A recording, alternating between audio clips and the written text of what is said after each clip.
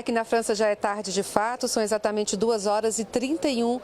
E nós estamos no centro de mídia que fica em Publier, uma cidade vizinha a Evian-les-Bains, onde acontecerá de fato a cúpula do G7. Portanto, são duas cidades distintas por uma questão de segurança. A imprensa fica distante de onde de fato acontece a cúpula do G7. E essas são duas cidades francesas, Publier e Evian-les-Bains. Mas o aeroporto mais próximo daqui fica a 50 quilômetros lá na Suíça, em Genebra.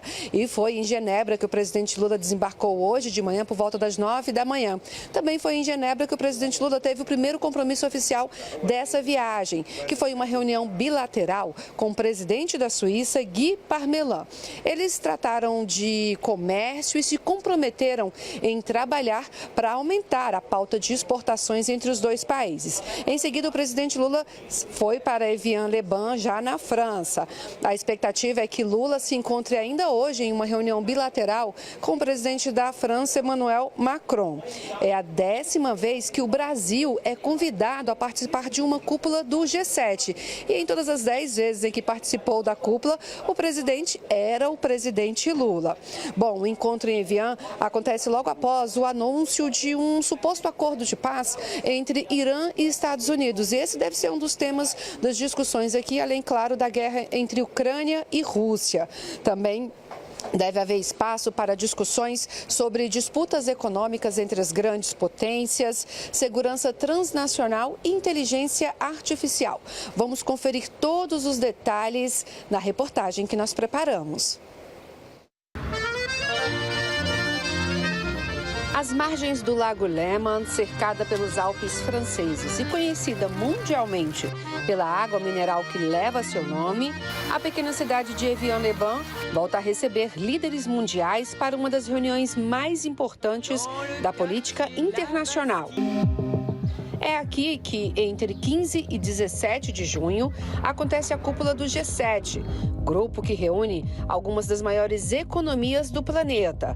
E entre os convidados está o presidente Lula, que participa do encontro pela 10ª vez. Um número que coloca o brasileiro entre os líderes não integrantes do grupo com mais presenças na história do fórum. É a 10ª vez que o presidente participa, é um dos líderes com maior participação em cúpula do G7, sendo que nós não somos membros, né? Então, esse é um primeiro fator importante. Para vocês terem uma ideia, outros convidados para essa reunião de Evian, em termos de países, são, além do Brasil, a Índia, o Quênia, a Coreia do Sul e o Egito. Criado em 1975, o G7 reúne Alemanha, Canadá, Estados Unidos, França, Itália, Japão e Reino Unido. O grupo surgiu para coordenar respostas econômicas entre os países mais industrializados do mundo. Mas, ao longo dos anos, ampliou sua agenda para temas que vão da segurança internacional à tecnologia, da saúde ao desenvolvimento sustentável. A presença brasileira aqui em Evian acontece em um momento de transformações na economia mundial. De um lado, disputas comerciais entre grandes potências. De outro, discussões sobre inteligência artificial, transição energética e financiamento para países em desenvolvimento. E é justamente nesses temas que o Brasil vai concentrar a sua participação. A participação do presidente Lula nesta edição foi motivada principalmente por um assunto que tem preocupado os empresários brasileiros: as reiteradas taxações aplicadas pelo governo dos Estados Unidos ao Brasil. É preciso que vocês me apresentem um estudo urgente do que ganha um trabalhador americano.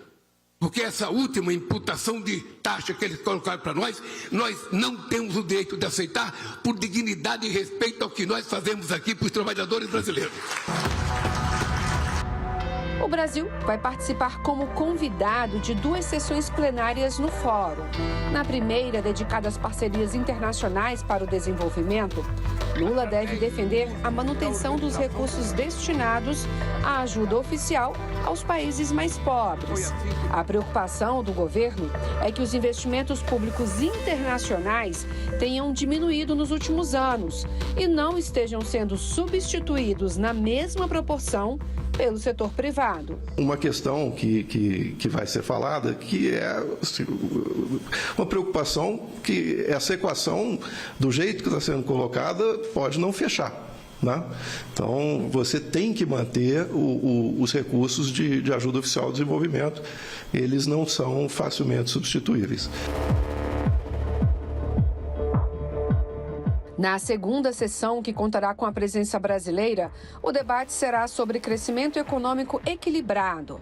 Nesse tema, Lula deve voltar a defender uma bandeira histórica da diplomacia brasileira: a reforma das instituições internacionais criadas após a Segunda Guerra Mundial. Do encontro aqui em Evian, devem resultar 7 documentos com assuntos considerados prioritários pela presidência francesa. O Brasil não participa das negociações finais desses documentos, mas foi convidado a enviar contribuições.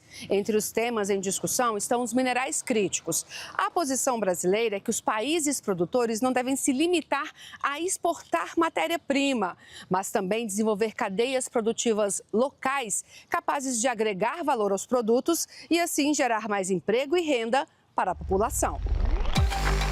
Na agenda do presidente Lula ainda estão confirmadas reuniões bilaterais com os presidentes da Suíça e da França e com a primeira-ministra do Japão.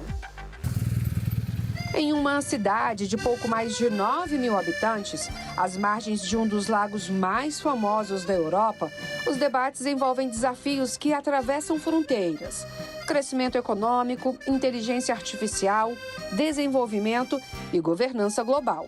E mais uma vez, o Brasil chega ao encontro tentando ampliar sua influência internacional e reforçar o papel de porta-voz dos países emergentes em um cenário mundial cada vez mais complexo.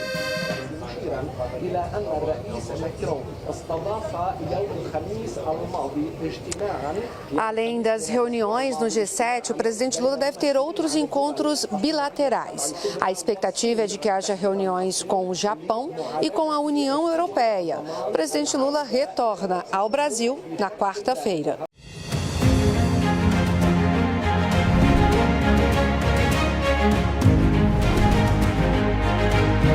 No programa desta semana você vai acompanhar a situação dos professores concursados.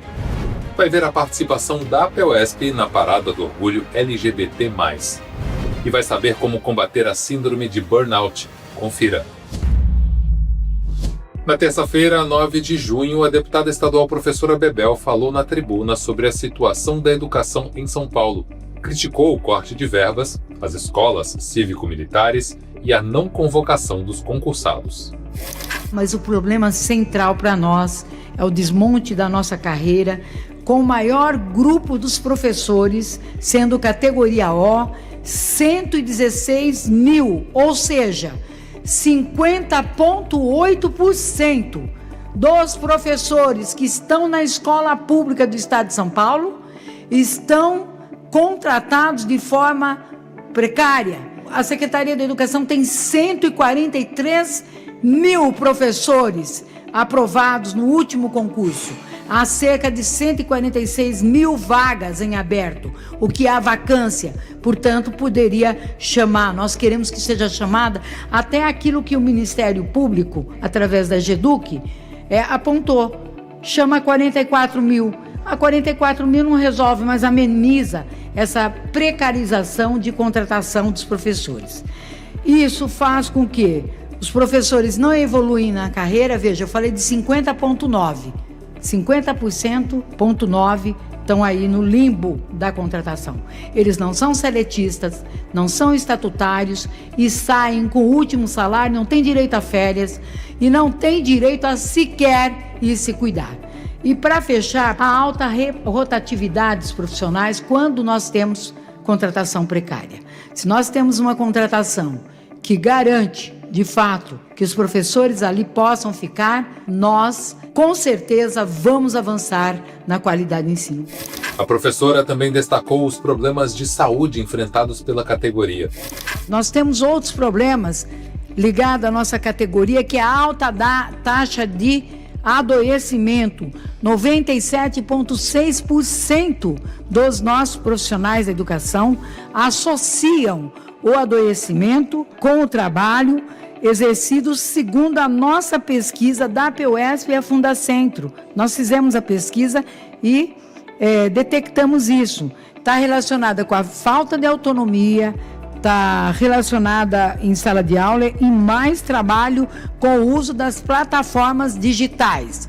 Eu estou advogando contra a digitalização, contra, por exemplo, as tecnologias de informação e comunicação. Não estou dialogando contra. Eu estou, na verdade, dizendo o seguinte: as plataformas, tudo tem que ser um meio, não pode ser um fim. Quem dá aula são os professores, não é essa aula fria que fica nas salas de aula, que fica aquela plataforma, e o estudante, se não tem celular, tem que se virar. Isso está virando uma vergonha, governador. Eu não quero que dê o celular para que eles façam disso a aprendizagem única. Não, o celular pode ser uma pesquisa, pode ser qualquer coisa. Não tenho problema com isso. Eu tenho problema em tentar tornar os professores em meros executores. Nós temos na nossa essência a preparação das nossas aulas, nós gostamos dos nossos estudantes, nós lemos a característica de cada sala de aulas e para cada sala de aulas você tem, na verdade, uma forma de dar aula. Não é igual para todo mundo, porque nós não somos robôs. A Avenida Paulista voltou a receber milhares de pessoas na Parada do Orgulho LGBT+ de São Paulo. Neste ano, além da celebração do orgulho, o evento também foi marcado pela defesa da democracia e pela reafirmação de direitos historicamente conquistados pela população LGBTQIA+, como o reconhecimento da união entre pessoas do mesmo sexo. Olha, para nós que somos funcionários públicos principalmente, nós sabemos que esse momento é muito importante para a nossa carreira, para a nossa vida pessoal, para nós ter uma sociedade com dignidade, né? Viver com dignidade, com respeito, porque nós vamos ter a oportunidade de eleger quem a gente tem como patrão. Para além disso, na questão LGBT, no estado que ainda não reconhece a existência da comunidade LGBT, mais importante ainda. A PUESP, é claro, marcou presença, reforçando uma pauta histórica do sindicato: o combate a todas as formas de discriminação e a defesa de uma escola pública comprometida com o respeito às diferenças e com a promoção dos direitos humanos. Para nós, nesse momento, não é só o momento de comemoração.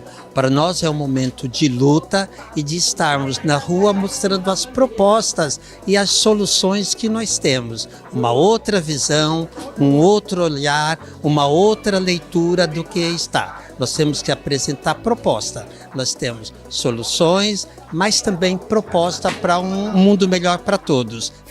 A presidenta licenciada da PUESP e deputada estadual professora Bebel também acompanhou a mobilização. Presença frequente nas pautas em defesa dos direitos humanos, ela reforçou o apoio às reivindicações da população LGBTQIA+, e dos trabalhadores e trabalhadoras do serviço público. Não é sempre que a gente tem pessoas como a professora Bebel, por exemplo, que é a nossa deputada, que sempre apoiou, que está sempre com a gente. Também não é fácil você fazer como nós fizemos agora, uma marcha nacional dos trabalhadores LGBTQIA+, que ainda começa tímida, mas já cresceu e dobrou em relação ao ano passado. Nós estamos com o objetivo para chegar a 1.000 pessoas, 2.000 pessoas, 3.000 pessoas, mais carros, porque é importante nós mostrarmos que nós, trabalhadores LGBTQIA+, existimos, fazemos parte da sociedade, somos iguais a todos os outros, só que não somos iguais em direito.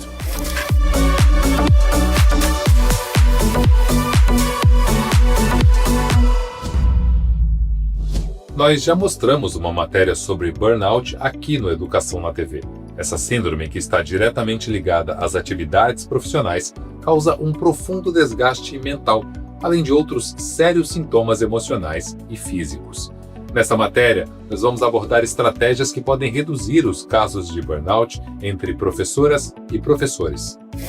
É óbvio que melhorar as condições de trabalho desses profissionais deveria ser a primeira medida adotada para reduzir o problema. Mas existem outras providências que precisam ser tomadas para ajudar quem lida com as demandas dos alunos e da carreira. É o que lembra a Adriana Pinheiro Cerqueira, que tem atuado em pesquisas com professores da rede pública do Rio de Janeiro. Quando há um investimento na formação desse docente, com foco na sua saúde mental, esse cenário ele pode ser modificado. Nós investigando professores, adolescentes de diversas escolas públicas do estado do Rio, e aí a gente tem também oferecido aí esse suporte. Formações, capacitações, oficinas, na intenção de fortalecer essas interações, de modo que tanto o professor como o adolescente tenha saúde mental. Porque a formação que ele tem é formação de graduação, de mestrado, doutorado, mas ele não aprende a lidar com essas demandas que são consideradas os estressores ocupacionais. Treinamento em habilidades sociais pode ampliar o repertório comportamental do professor para que ele consiga lidar com situações estressantes. São habilidades como empatia, inteligência emocional, solução de problemas e comunicação assertiva, entre outras. Isso ajuda o profissional a evitar uma atitude passiva diante das pressões do dia a dia. Se a professora Adriana ficar sempre dizendo um sim, mas eu tô cheio de outras demandas de outra escola, e talvez para amanhã não dê conta, mas eu posso escolher a comunicação assertiva e dizer para você, para amanhã eu não consigo te entregar esse documento. Mas se você me der um prazo de 3 dias, eu posso verificar como fazer. Então a gente tem a comunicação assertiva, que é o equilíbrio, para que ele não tenha que somatizar, engolir tudo aquilo e ir passando mal para casa e descontar no seu ambiente familiar.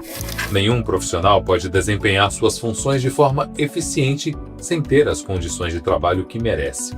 Isso inclui a capacitação e o suporte para que ele supere os desafios de sua profissão. Nós temos a BNCC. Então, assim, se um documento curricular, ele evidencia esse cuidado com a saúde mental, por que não políticas públicas, esferas macrosistêmicas, investirem para que esses profissionais tenham, naquele tempo de planejamento, um momento para cuidar de si, da sua saúde mental e lidar com essas situações aí estressantes no dia a dia. Não é sobre aceitar a situação, é você entender que quando você está disposto a mudar e aprimorar aquele comportamento, você também sai ganhando. O programa de hoje fica por aqui. Acesse o portal e as redes sociais da APUESP para se manter informado sobre educação. Aponte o celular para o QR Code e siga as redes sociais do Educação na TV. Até a próxima semana.